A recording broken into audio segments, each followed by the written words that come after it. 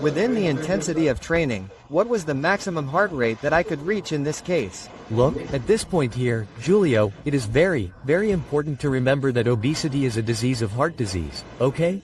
So Cisne's heart rate, right, his basal rate, if we were to enter it there, would be 100 and a bit. That is his basal rate. Perfect. But here, with the heart rate at this point, right? We always have to take into account the patient's comfort. But, in other words, not even at this moment for me. First of all, I wouldn't put him to do any high-intensity cardio. He would be doing weight training. That's where it is. So, here's the thing, I raise his heart rate a lot with a simple squat on the bench. Exactly. What you see is that he goes to 160 easily. But then he goes to 160. There may be that alpha zone, right? 180, 190.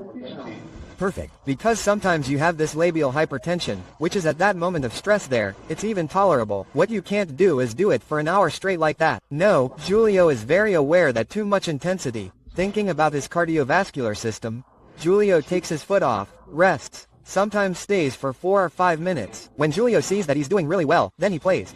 Julio is very experienced. I can play with no problem. In this account, Julio is perfect. It's essential, because I say, you can lose fat at home by making a calorie deficit.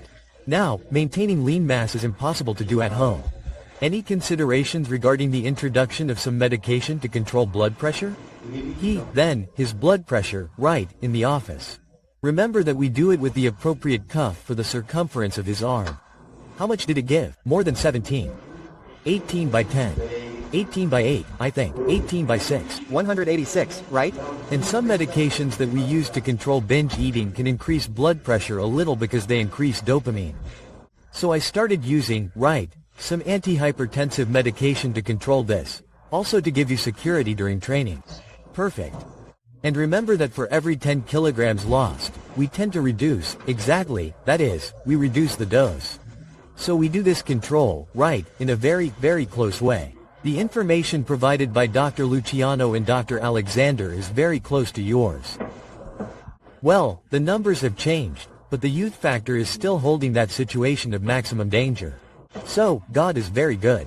He is wonderful. Do you know why? Because XJ woke up a long time ago. Perfect. Well, maybe XJ is one of the greatest current examples of how obesity needs to be treated early.